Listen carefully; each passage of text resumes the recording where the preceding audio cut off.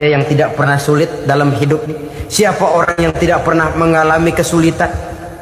Tapi kadang orang menilai itu kelihatannya hidupnya enak aja ya, kayaknya nggak pernah mengalami kesulitan. Sebenarnya bukan tidak pernah mengalami kesulitan, Allah selalu memberikan jalan keluar dari segala kesulitan yang dihadapinya. Lah kalau Allah yang memberikan jalan keluar, tentu sangat mudah sekali.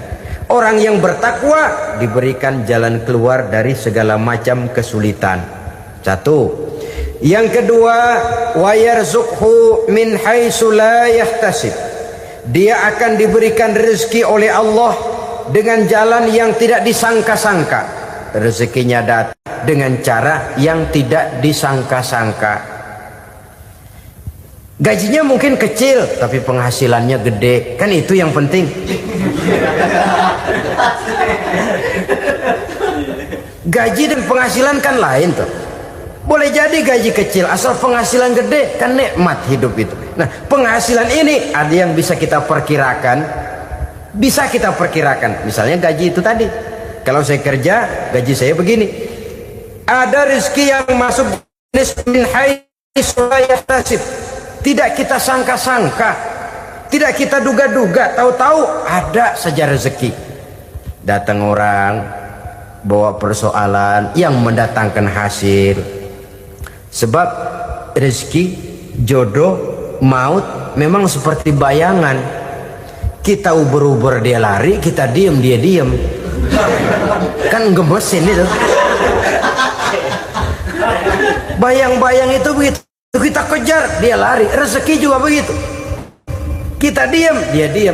Setengah mati yang namanya rezeki kita cari, kita uber, ngobek sampai ratusan bohong kita kerjain. Tapi memang belum waktunya, ya sulit untuk tembus. Tapi kadang-kadang giliran kita nongkrong di rumah, datang orang bawain rezeki. Itulah yang namanya rezeki. Tapi ini untuk orang yang bertakwa. Kalau tidak punya kredibilitas takwa, jangan lalu pakai ayat ini. Diberikan Allah dengan rezeki dengan jalan yang tidak disangka. Kan ada ayatnya dah. Kita mah manteng aja di rumah dah. Ntar juga tuh rezeki datang. Ini fasilitas yang diberikan kepada orang yang wa may yattaqillah, bertakwa kepada Allah, yarzuqhu min haitsu la yahtasib, diberikan rezeki dengan cara yang tidak disangka-sangkanya. Maka kadar ketakwaan jangan membuat kita buruk sangka. Tuh orang ya nggak kemana-mana, duitnya ada aja. Kalau dia takwa, Allah berikan jalan keluar. Yang lantas ngelihat kiai orangnya ahli ibadah, ilmunya tinggi, akhlaknya luar biasa, takwanya tinggi, rezekinya lancar, lalu husnuzon nih kiai nggak kemana-mana, duitnya banyak, miara tuyul kali ini. Itu termasuk jaminan Allah yang masuk kategori min haitsu la yahtasib. Yang ketiga, yaj'al lahu min amrihi yusra, dimudahkan segala urusannya. Dimudahkan segala urusannya. Kemudian yang keempat, yukaffir anhu sayyiatihi wa yu'azzim lahu ajra, diampuni segala kesalahannya dan dibesarkan pahala kebaikan yang dikerjakannya. Maka mudah-mudahan puasa yang kita kerjakan mengantarkan kita kepada ketakwaan kepada Allah, dan takwa membuka janji Allah kepada kita di dalam kehidupan ini. Bapak-bapak, ibu-ibu, saudara-saudara kaum muslimin rahimakumullah. Di dalam kehidupan kita sebagai seorang muslim, minimal 5 kali dalam sehari semalam kita mendengar seruan untuk mendirikan solat yang disebut azan. Ada kalimat menarik di dalam kalimat azan itu, yakni seruan hayya 'alal falah, marilah menuju kepada keberuntungan, marilah meraih kemenangan. Seruan ini adalah kecenderungan dari setiap manusia, apapun warna kulitnya. Artinya, setiap orang dalam hidup selalu ingin meraih dan mencari kemenangan. Kemenangan akan melahirkan kepuasan batin, dan kepuasan batin memberikan kebahagiaan. Sedangkan kekalahan melahirkan penderitaan batin, dan penderitaan batin menjerumuskan seseorang di dalam berbagai bentuk kerugian. Jikalau inilah seruan azan, maka masalahnya ialah apa yang menyebabkan kita meraih kemenangan. Al-Quranul Karim memberikan tuntunan dan ajaran kepada kita bahwa orang-orang yang memperoleh kemenangan itu tidak lain adalah orang-orang yang bertakwa. Hanyalah mereka yang bertakwa kepada Allah Subhanahu wa ta'ala pada akhirnya akan tampil sebagai pemenang. Lalu siapa orang yang bertakwa itu? Dijelaskan dalam awal-awal Al-Baqarah, orang yang bertakwa yang akan meraih kemenangan. Pertama, alladzina yu'minuna bil ghaib, yaitu orang-orang yang beriman kepada yang gaib, percaya bahwa ada alam yang gaib, alam yang abstrak, alam yang tidak bisa dijangkau oleh salah satu daripada panca indera kita. Mereka percaya dan beriman kepada adanya malaikat, beriman kepada adanya iblis dan jin, beriman kepada adanya alam kubur, beriman kepada adanya alam mahsyar, beriman kepada adanya alam akhirat, beriman kepada adanya surga dan neraka. Beriman bukan cuma sekedar beriman dalam ucapan bibir saja, tetapi beriman yang nilai iman itu mampu mewarnai gerak dan gaya hidupnya. Iman yang meresap sampai ke tulang sumsum, kemudian memberikan dampak positif di dalam kehidupan manusia. Alam, kita tahu, adalah sesuatu yang selain Allah, dan Allah bukanlah alam. Apapun namanya selain daripada Allah, itu adalah alam. Alam pada hakikatnya terbagi menjadi dua. Ada alam syahadah, alam nyata, alam konkret, alam yang bisa dijangkau oleh salah satu indera kita. Kemudian ada alam ghaib, alam yang tidak bisa dijangkau oleh panca indera kita, alam metafisika, alam abstrak, alam yang wajib kita imani keberadaannya. Kita percaya bahwa malaikat itu ada, kita percaya kepada jin, bahwa jin itu ada, kita percaya kepada adanya iblis dan setan. Bukan percaya kepada iblis dan setannya, percaya bahwa iblis dan setan itu ada. Itu termasuk salah satu daripada sifat orang yang bertakwa kepada Allah. Saudara-saudara kaum muslimin rahimakumullah, kecenderungan pembangunan yang lebih bersifat materialistis biasanya menggeser aspek kehidupan rohani. Orang berpikir empiri, dan dalam pola pikir yang demikian maka alam gaib tidak lagi mendapat perhatian. Aspek kehidupan yang bersifat rohaniah malah mulai ditinggalkan.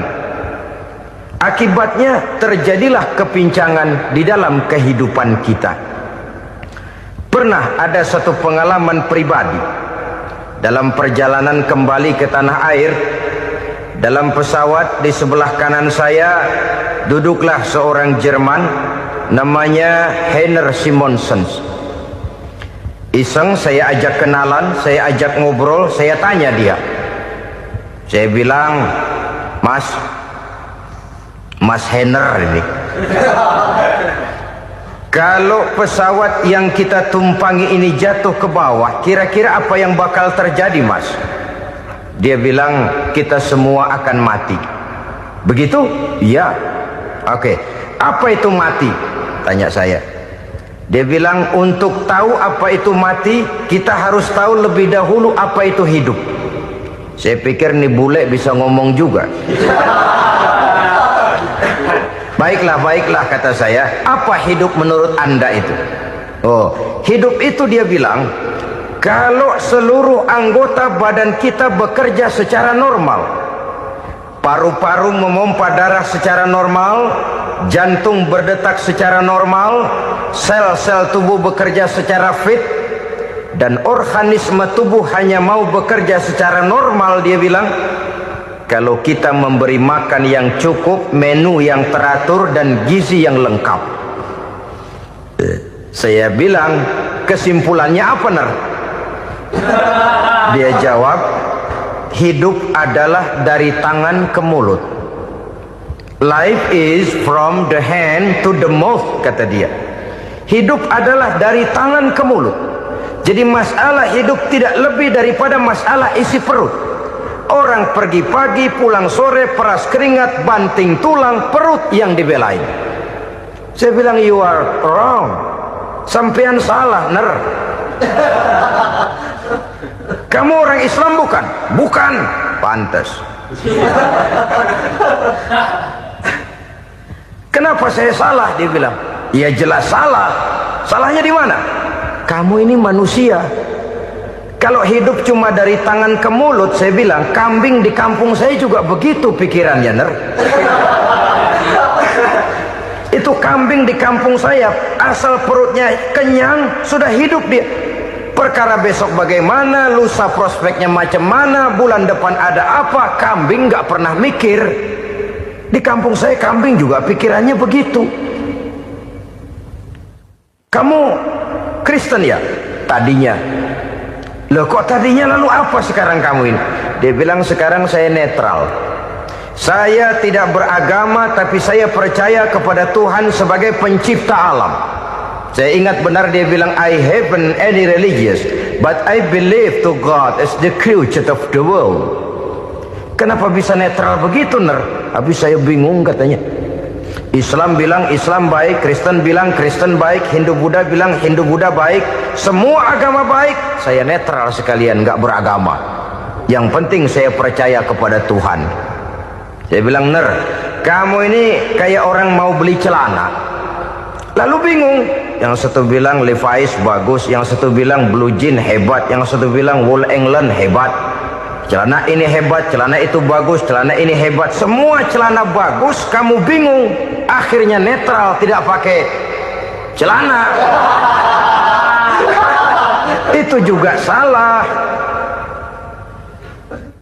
Saya pikir-pikir, kemudian saya melihat bahwa dua pola berpikir Henner ini nampaknya sudah mulai menggejala di lingkungan masyarakat bangsa kita. Disadari atau tidak, secara jujur kita harus berkata, dua pola pemikiran Henner ini mulai berkembang di tengah masyarakat bangsa kita. Pertama, pola pikir materialisme. Hidup adalah dari tangan ke mulut. Masalah hidup tidak lebih masalah isi perut. Itu yang perlu dibela, dan disitulah arti kehidupan. Pergi pagi, pulang sore, peras keringat, banting tulang untuk mempertahankan perut. Kalau sudah kemari cara orang berpikir, maka buat apa percaya kepada yang gaib? Untuk apa sholat? Untuk apa puasa? Untuk apa zakat? Untuk apa menghadiri majelis taklim? Tanpa kepercayaan kepada yang gaib, hidup berjalan menurut alur empiris dan materialis. Kalau sudah ke sana cara orang berpikir, biasanya orang lalu cenderung menghalalkan segala cara. Hanyalah orang yang percaya bahwa akhirat ada. Hanyalah orang yang percaya bahwa alam kubur itu ada. Hanyalah orang yang percaya bahwa malaikat itu ada, hidupnya akan lebih terarah dan terkendali. Karena kepercayaan kepada yang gaib, yang merupakan fase daripada kehidupan setelah hidup yang sekarang ini, mewarnai gerak pribadi seseorang di dalam dia melakukan kegiatan hidupnya. Pola berpikir materialisme, disadari atau tidak, mulai menggejala di lingkungan masyarakat bangsa kita. Hidup tidak lebih dari urusan tangan ke mulut, mulut ke tangan, tangan ke mulut. Asal perut sudah kenyang, hiduplah sudah. Perkara bagaimana prospek hari yang akan datang, bagaimana akhirat, tidak jadi persoalan. Ini yang oleh Nabi diperingatkan, ad-dunya sijnul mu'min wa jannatul kafir. Dunia adalah penjara bagi orang beriman dan surga bagi orang kafir. Dulu di zaman Belanda hadis ini pernah disalah tafsirkan, disalah artikan. digunakan sebagai senjata untuk mengkebiri dan membuat impoten umat Islam. Sudahlah umat Islam gak usah macam-macam, kata Belanda. Dunia ini kan penjara buat orang Islam, surga buat orang kafir. Di penjara jangan bertingkah.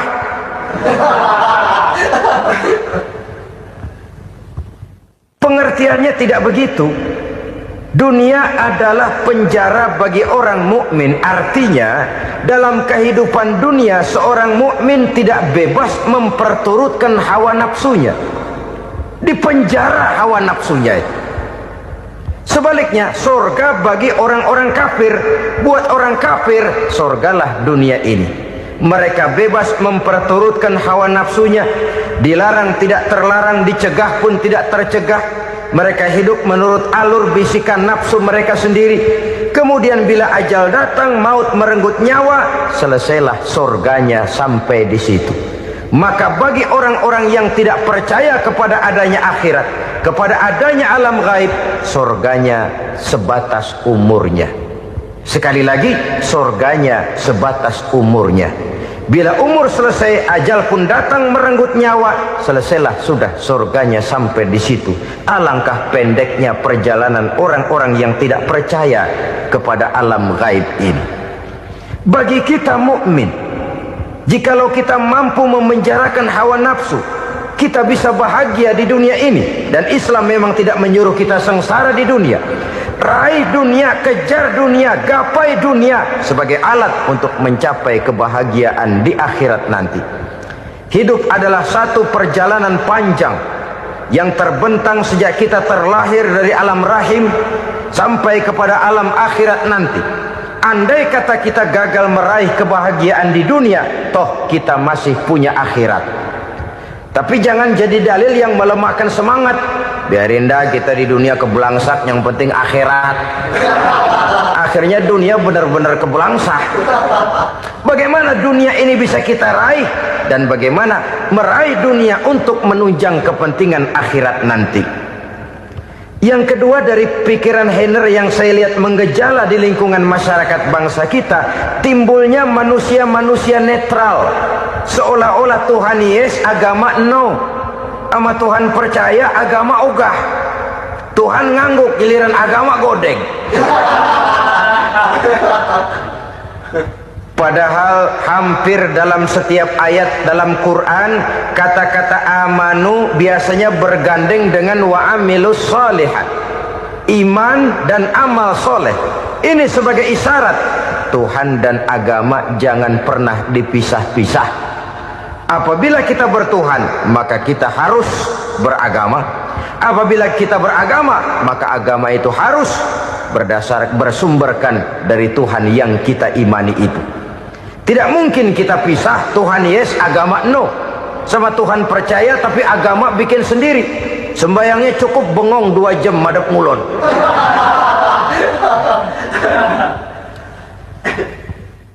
Saudara-saudara kaum muslimin rahimakumullah.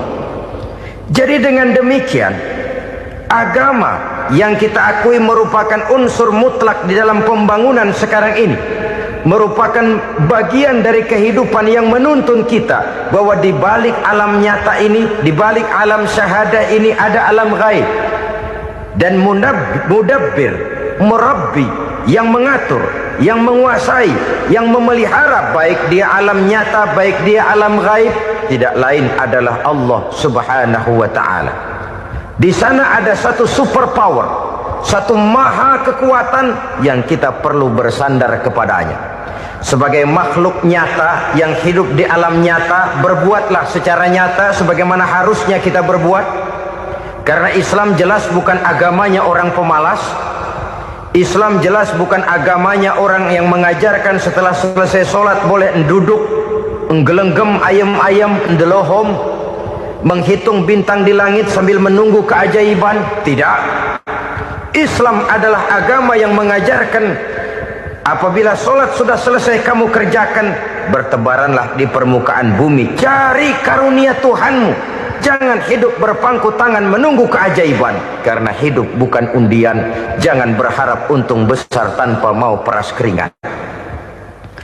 Tapi di sebalik itu toh kita juga harus yakin bahwa di sisi usaha nyata yang kita lakukan ada satu super power, satu maha kekuatan gaib yang menentukan berhasil dan tidaknya usaha kita. Kepercayaan kepada hal semacam inilah yang mendorong kita untuk mempunyai sandaran vertikal, agar jikalau usaha ini berhasil, kita tidak lupa diri dan lupa daratan. Jikalau usaha ini gagal, kita tidak putus asa dan buruk sangka, tidak cupik pandangan dan sempit hati, tapi mampu melihat persoalan dengan kacamata putih sambil husnuzon kepada Allah Subhanahu wa ta'ala. Kita percaya malaikat itu ada yang namanya raqib dan atid, mengawasi gerak hidup kita sampai kepada gerak hati kita. Ini memberikan sugesti agar kita berhati-hati, tidak sejengkal tanah pun kita bisa berlindung dari pengawasan raqib dan atid. Ada munkar nakir yang akan menyoal kita di alam kubur.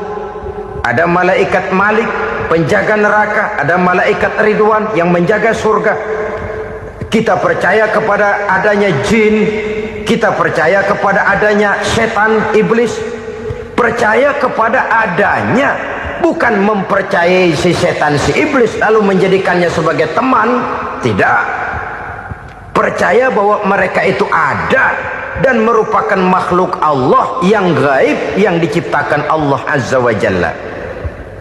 Kepercayaan kepada alam gaib memberikan motivasi terhadap gerak lahir manusia, sehingga dengan motivasi kepercayaan kepada yang gaib, gerak lahir jadi lebih terarah, jadi lebih terpelihara.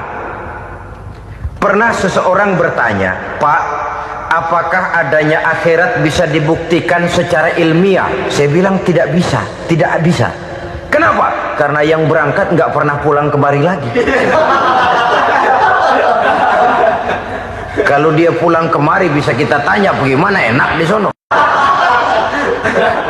Cuma secara moral saya katakan, lebih beruntung orang yang percaya kepada akhirat daripada yang tidak. Sekarang saudara percaya akhirat ada, lalu saudara baik-baik di dunia, sholat, puasa, zakat, menolong orang lain, menebarkan kebajikan.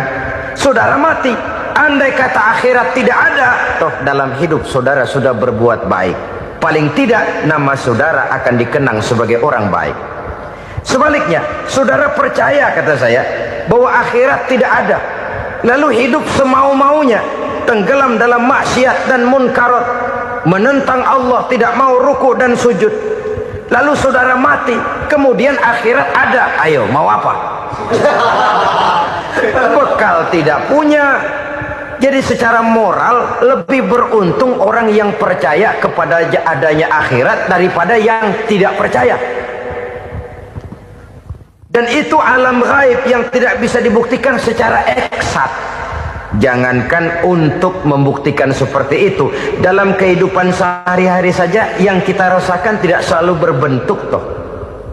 Angin, bagaimana sih bentuknya angin? Kita tidak tahu. Merah, buktinya kalau dikerok merah. Yang merah itu kulit, yang kulit kita bukan anginnya. Sakit, rasa sakit itu ada, tapi bagaimana bentuk sakit kita nggak pernah tahu. Kalau kita makan cabai pedas, bagaimana bentuk pedas itu tidak ada, tapi rasa ada. Bentuk pedas hijau, cabenya bukan pedasnya. Tidak semua yang kita rasakan bisa kita gambarkan dalam bentuk yang konkret. Oleh karena itu, sekali lagi bahwa kepercayaan kepada alam yang gaib mampu memberikan satu sugesti yang menata kehidupan seseorang lebih lurus, lebih terarah, dan lebih terkendali. Maka wajar kalau kepercayaan kepada yang gaib mengantarkan seseorang untuk meraih kemenangan. Kenapa? Dia percaya kepada yang gaib, bahwa akhirat ada, bahwa alam kubur ada, bahwa pertanggungan jawab itu ada. Maka dia lalu tidak hidup saenae udele dewe, gitu loh. Tidak hidup menurut seleranya sendiri, terarah, teratur. Ini cirinya yang pertama, orang bertakwa yang akan meraih kemenangan, mereka beriman, mereka percaya kepada yang gaib. Bahkan hal-hal konkret saja selalu berangkat dari yang gaib. Saudara-saudara, para remaja, para pemuda sekarang ini tidak pernah tahu toh siapa yang akan jadi teman hidup saudara. Kita bisa saja ngerancang, mentargetkan, tapi toh akhirnya yang namanya jodoh bukan kekuasaan kita. Rezeki di luar kemampuan kita. Begitu juga ajal, maut, jodoh, ajal adalah contoh-contoh konkret bahwa pada akhirnya yang gaiblah yang menentukan. Bertahun-tahun ngelancong, emang jodoh seret nggak jadi.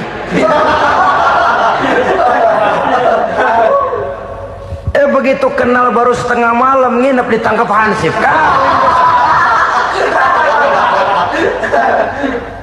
Hal-hal semacam itu kadang-kadang kita berpikir suuzon, gile, perempuannya cakep banget, lakinya rebek amat. Memang begitulah jodohnya. Memang begitulah jodohnya. Saudara hadirin ma'asyiral muslimin yang saya hormati, jadi hal-hal yang konkret saja kita yakini sepenuhnya ditentukan oleh satu superpower yang gaib itu tadi.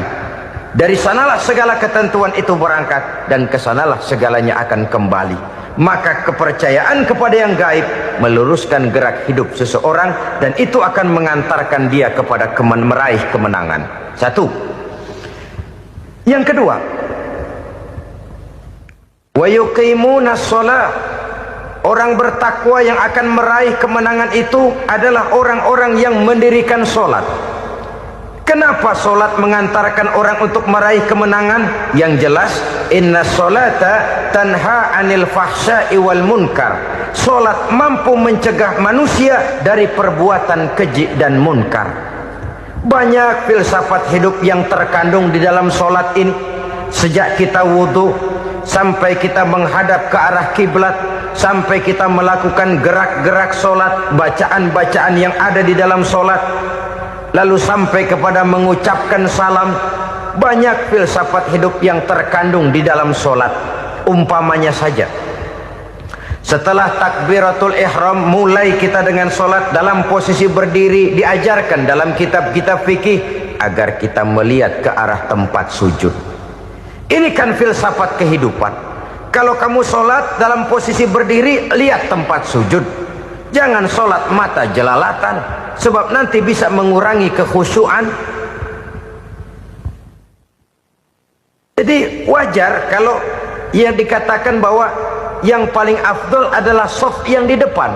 Kenapa? Secara harfiah pengertiannya akan lebih mengundang kekhusyuan. Kenapa? Kalau kita di shaf paling depan di masjid umpamanya paling banter kita lihat tembok. Tapi kalau kita shaf di tengah atau di belakang, orang-orang di depan kita pun akan kelihatan. Yang bajunya loreng, yang bajunya genggang, yang bajunya macam-macam. Kita lihat, kadang-kadang kita pikirin, ada yang bajunya bolong. Kita sholat tapi dalam hati, nih orang bajunya robek yang nggak tahu apa. Ada saja hal-hal yang mengusik kekhusyuan kita. Oleh sebab itu diajarkan dalam posisi berdiri, lihat, arahkan pandangan matamu kepada tempat sujud. Ini kan filsafat kehidupan. Maksudnya apa? Kalau lagi diri lihat dong tempat sujud. Kalau udah di atas ingat dong sama yang bawah. Kalau sudah tinggi ingat dong dari mana kamu berangkat.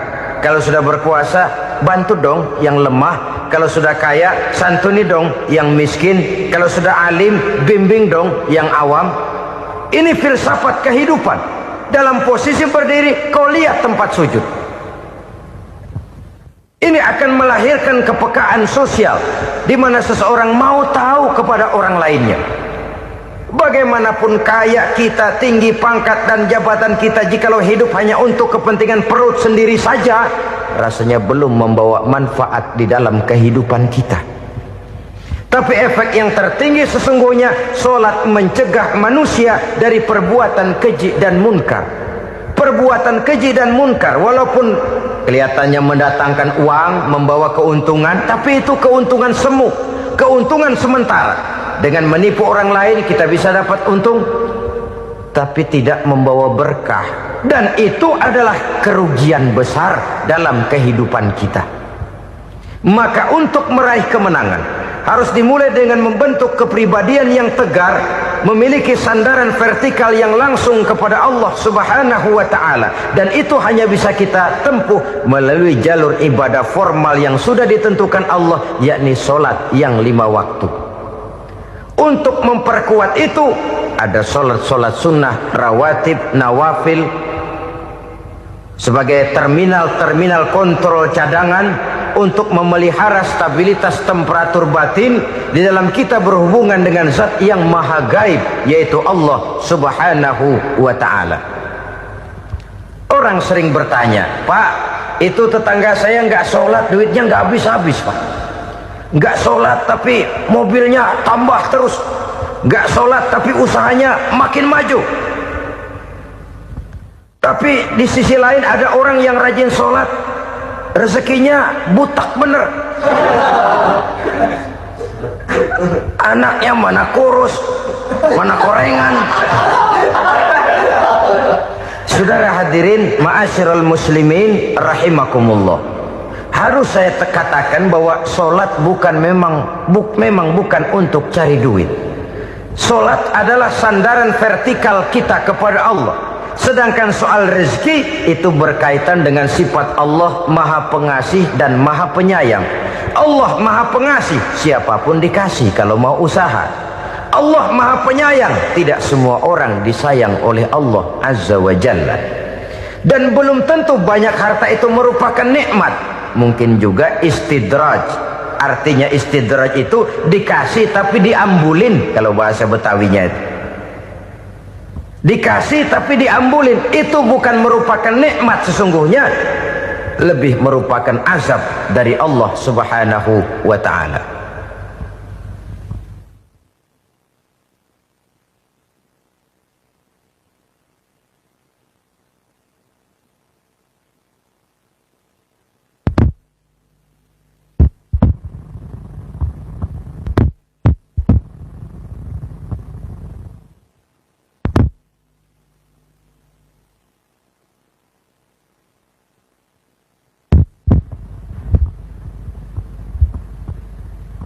Agama mempunyai sistem solat, dan kita umat Islam telah dituntun oleh Allah Subhanahu wa ta'ala yang wajibnya 5 kali dalam sehari semalam mendirikan solat, dan itu tentu berada dalam jangkauan kemampuan manusia. Pada awalnya barangkali kita memang merasa solat itu satu kewajiban, tapi semakin kita hayati makna, manfaat dan filsafat yang terkandung di dalam ajaran solat, semakin sampai kita kepada keyakinan bahwa solat adalah keperluan kita. Sehingga pada waktu tertentu dinilai puncaknya, kita tidak lagi akan berkata saya wajib solat, tapi kita akan berkata saya perlu solat. Kalau kita sudah merasakan itu adalah keperluan kita, nah di sanalah kita baru akan merasakan ruginya kalau hal itu tidak kita laksanakan. Sepanjang kita masih berkata saya wajib sholat, kita akan lebih merasakan dia sebagai beban ketimbang sebagai keperluan. Yang jelas Allah tidak memerlukan ibadah yang kita laksanakan ini. Dengan kata lain, andai kata satu dunia penuh ini orang tidak ada yang sholat satu pun, Allah tidak akan turun dari jabatan Tuhan. Jangan lalu berpikir kalau kita ngambek se-RW kagak sembahyang Tuhan tekor kali ini ya.